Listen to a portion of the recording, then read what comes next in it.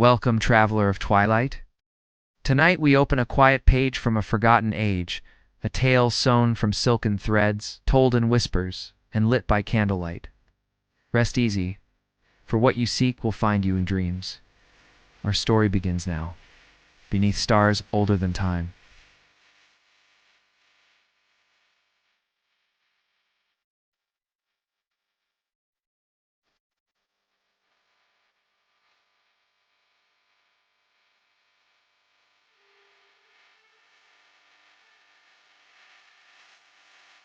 A chamber with no roof.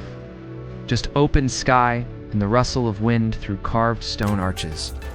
There, in the hush of midnight, he sits with a leather-bound book, an inkwell made of obsidian, and a quill shaped from the feather of a heron that once flew at sunset and never returned. He writes, but not words as you or I would write. No stories, no instructions, sermons. He writes the stars. Each flicker above becomes a line, a loop, a swirl, or sometimes just a pause.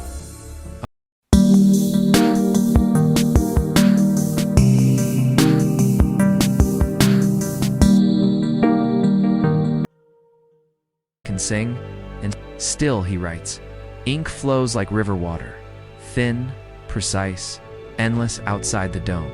Thin wind returns. It flows between the arches, not loud but purposeful. It curls around Kellen's robes. It presses gently against his hand as if asking permission to turn the page. He allows it. The vellum rustles softly.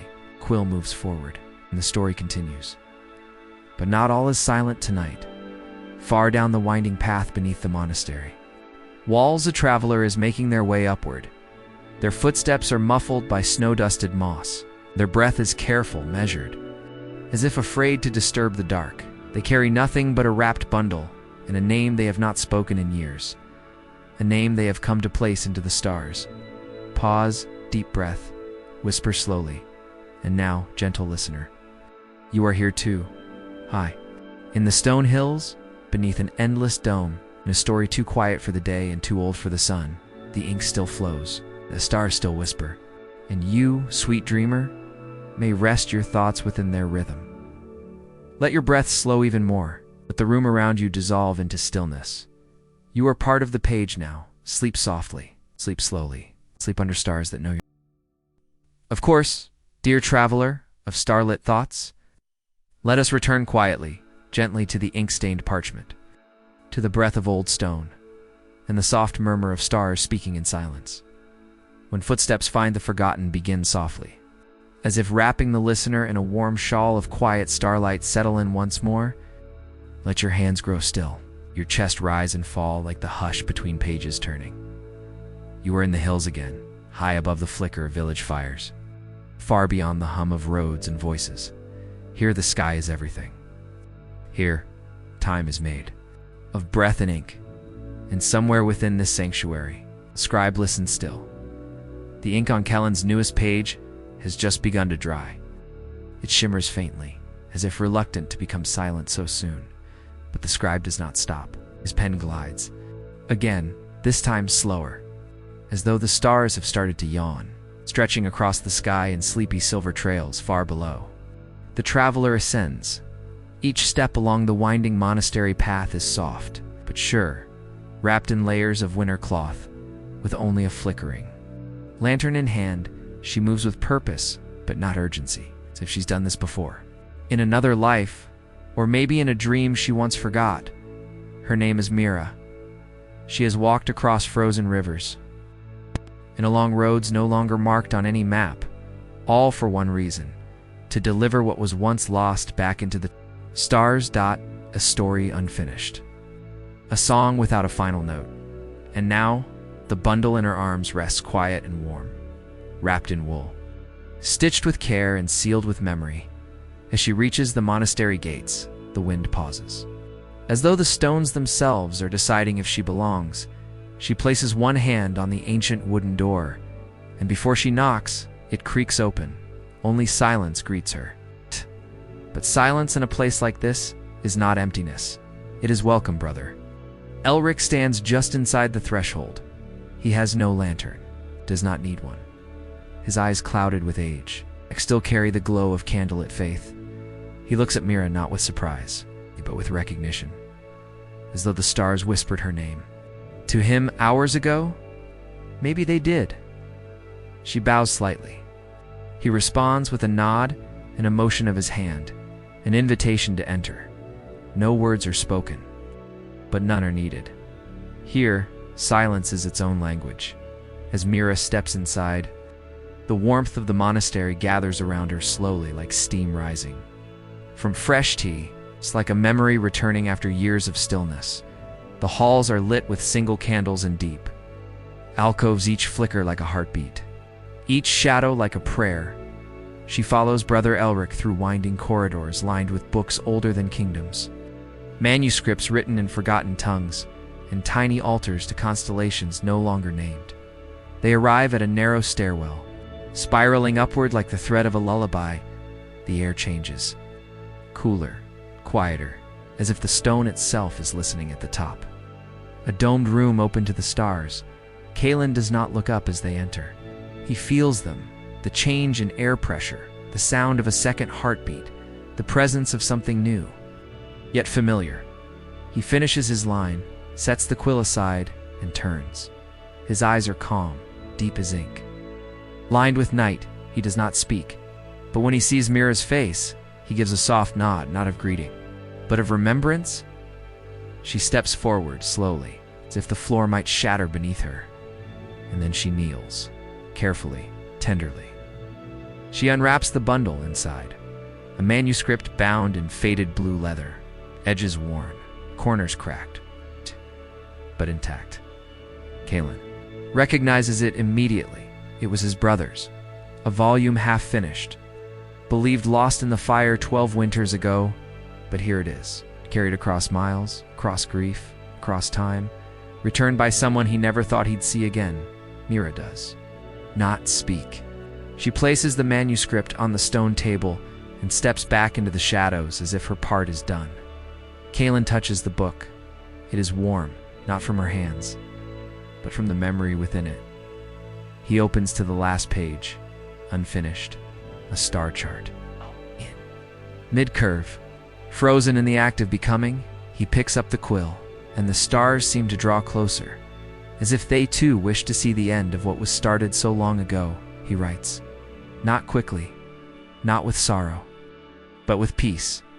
Each line he adds is a breath released, a weight lifted, a whisper answered outside. The wind shifts.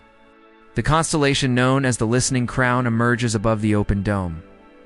It hasn't been seen in over a decade, but now it watches again. Pause, slow, whisper, soft exhale. Let yourself rest here, sweet dreamer. In the warmth of the dome, among the stars that lean in close just to listen, the ink dries slowly. The pages are safe. You are surrounded by peace. Let go of your thoughts. Let your eyelids grow heavy. Let yourself become the next page in the sky. Sleep now. Know that your story, like Kellen's, is still being written, of course. Dear listener, let the stillness settle again around you, like silk falling over skin. Like candlelight warming a quiet stone room, we return now to the ink-stained dome, to the breath between stars and the hearts that speak without words. Breathe in, slowly, deeply, and as you exhale, imagine your thoughts slipping out of your body like soft mist on a mountainside. Each thought, each worry, is melting away, leaving only quiet. Let that quiet wrap around you now. Let it settle in your chest, in your shoulders, in your fingertips. You are safe here, you are seen, and you are ready to continue the journey. The dome is quiet again, but not still. There is something new in the air, not wind. Amira, stands by the stone archway, hands folded in front of her.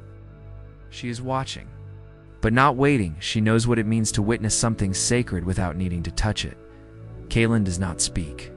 His hands move slowly, drawing curves that echo the final lines his brother never finished.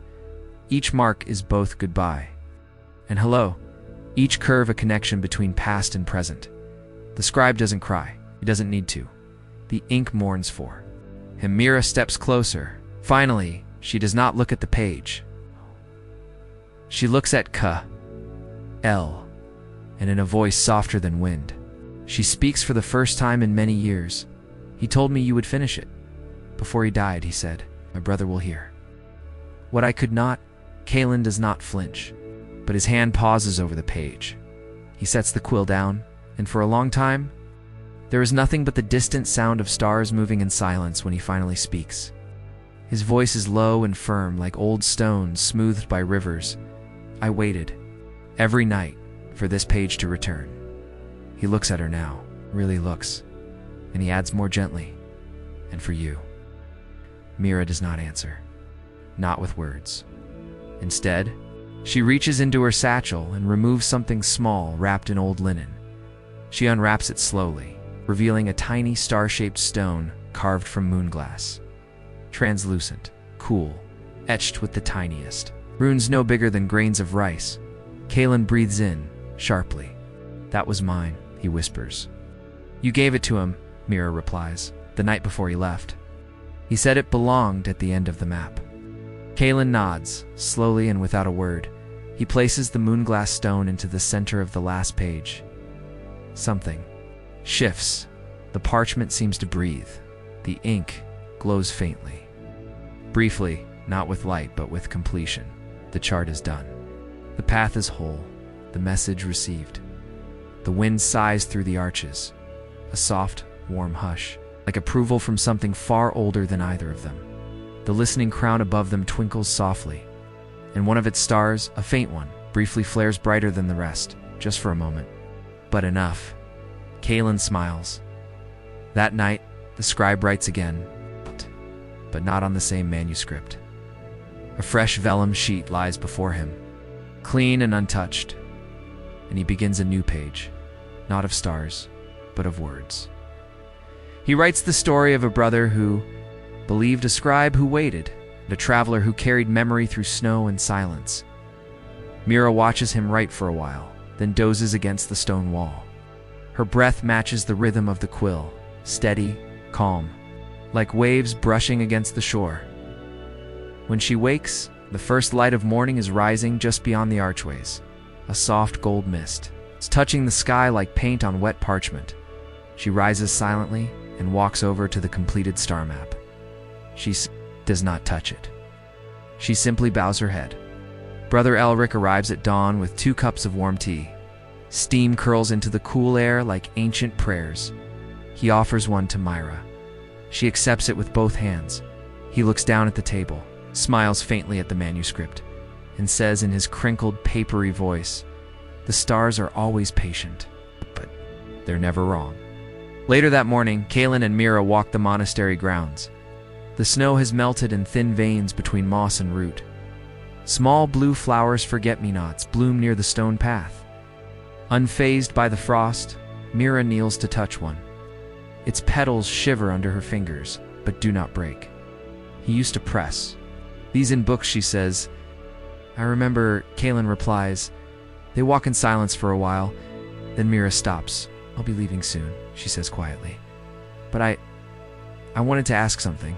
Kalen turns to her. May I stay one more night? In the dome? Just once? He nods. The stars will welcome you. That night, Mira does not sleep. She sits beside the parchment, watching it reflect the constellations above. And she thinks not of endings, but of echoes. She realizes that some stories are not told to be heard. They are told to be remembered. Asterisk pause, draw breath, speak slowly and softly. Let your breath match hers now, slow and steady. As you two lie beneath a sky that remembers everything. The stars above the monastery shine with the same soft strength as your heartbeat. as your breath, as your dreams. You are part of this night now. You are written on the sky. Let that thought lull you into deeper stillness. You are not alone. Take a long, slow breath and feel your chest rise like the dome of the monastery itself. Quiet, rounded, open to the sky. Exhale gently, as though your breath were floating upward, joining the starlight above. Let your hands be still now. Let your body melt into whatever is beneath you. This is your safe place. This is your still place. And the story waits here for you, as it always has. Mira remained in the observatory for one more night, but not as a visitor. That evening, Kaylin prepared the dome as it had been years ago, 2 cushions facing east, a brass oil lamp flickering low, and an empty page between them. When she entered, she paused at the threshold, as though the doorway itself asked, "Are you ready to listen?" She nodded, though no one spoke. Kaylin handed her a second quill. It was worn but balanced, as though it had been waiting. For another hand, Mira sat beside him, not across, not apart, but beside. The first time, she would write the stars with him. Not to understand, not to interpret, but to remember through motion. The night sky was clear, clearer than any she could remember. Each star a candle lit on velvet cloth. They began with small marks, circles, dashes, swirls. Kaylin guided only with breath, his inhale before a whir. New line, his exhale as he finished a stroke, and Mira followed. She didn't need to ask what the symbols meant. Some part of her already knew. It was like prayer, but without words, like music, but without sound. Each shape she drew felt like waking something that had always slept inside her. Her brother's voice came back to her then, not as a ghost, but his presence, warm, steady, still listening. Across the sky, a meteor fell, a single streak of silver slicing through the deep blue. Kaylin paused, dipped his quill, and traced its shape in 3 movements, then whispered. A path opened. Mira followed his lines, and whispered back, and something returned. The hours passed like pages, quiet, weightless, sacred. When the first hint of dawn reached the eastern hills, they stopped writing. Not because they were done, but because the sky had finished speaking for now. The page between them was filled, not cluttered, not crowded, just full, like a breath held perfectly. Kaylin rolled the page gently, tied it with a blue silk ribbon, and placed it on the northern shelf. It would be catalogued later, but its meaning was already known. It was not a star chart, it was a reunion. Later, by the hearth in the scriptorium, Mira sipped warm tea. Kaylin sat across from her, unrolling one of his oldest books. Inside, pressed gently between 2 pages, lay a flower, forget-me-not, faded but intact. Mira reached for it, smiling softly. "You kept it?" Kaylin nodded, gave it to me the day before he left, said it would remind me of who I was when I wrote beside him. He looked up. "Now I know who I am when I write beside you." Mira didn't answer. She simply placed her hand over his. And in that silence, 1,000 memories unfolded. That evening, Kaylin did something he hadn't done in years. He opened a new vellum scroll and wrote not with symbols, but with words. A letter, addressed to the one who returned. It was not long, but it held everything. Asterisk, I have listened to the stars for most of my life. But tonight, I listened to your silence instead, and it said more than the sky ever has. Asterisk, you brought back not only his pages, but his voice and yours. And mine? Some stories take longer to hear. Others must be carried across ice and memory. But you came back. Now the sky is fuller because of you. Thank you for listening, even in the silence. See, when she read it, Myra didn't cry. Instead, she took the letter, folded it once, and tucked it into the back of her notebook, the one she hadn't opened in years. And with it, her hands began to write again. Not the stars this time, but herself. That night, as she prepared to leave, Kaylin gave her a gift. A quill of her own, freshly cut from the wing of a gray swan that had visited the monastery. Pawn just that morning. Visitor, he had said, always leaves something behind. Like me, Mira replied. Exactly like you. They didn't say goodbye. They didn't need to. When she stepped onto the path again, she did not look back. The stars were ahead of her now, so was the story. Pause. Whisper into the quiet now, softer than before. Now close your eyes, gentle listener. Imagine your own hands tracing the sky's memory. Each star a word, each breath a story. You are a part of the chart now, a point of light. A sacred pause, a whisper between the lines. Let your mind grow still, let your heart beat slow. Let the dome of the monastery become your roof tonight. You are seen, you are safe, you are written in the stars. To hear how the last star finds its place, you said. Of course, dear dreamer. Let us return one final time to the stone monastery beneath the stars, where ink still glistens in stories. Still breathe the star that waited, to begin in a whisper soft tone, gentle and slow, as if tucking someone in for sleep. Settle in again, sweet soul. Let your body soften, let your breath fall into rhythm with the night. Inhale slowly, like the drawing of a quill across parchment. Exhale gently, like stardust slipping through an open window. This is the last chapter of our quiet journey, the final page, and it's written just for you. Weeks passed after Mira's departure, but the dome did not feel emptier. It felt wider, as if her presence had opened another part of the sky that Kalen hadn't noticed before. He continued to write each night, his hands steady, his breath calm, his mind clearer than ever. But now, between the curves and symbols, he sometimes left a little extra space. A breath on the page, a silent place for something to arrive. Sometimes, those spaces spoke louder than any ink. One evening, a monk delivered a parcel to the observatory. It was wrapped in thick canvas, tied with silver twine. No name, no note, just a pressed forget-me-not slipped beneath the knot. Kalen smiled inside. A folded vellum scroll containing star charts not his own. Mira had been writing. She had traveled south, to the plains beyond the frosted hills, and every few nights, she looked upward and recorded what she saw. The stars were different there. Lower, it seemed. Closer to the earth, her maps, though new, felt like songs written in a familiar key.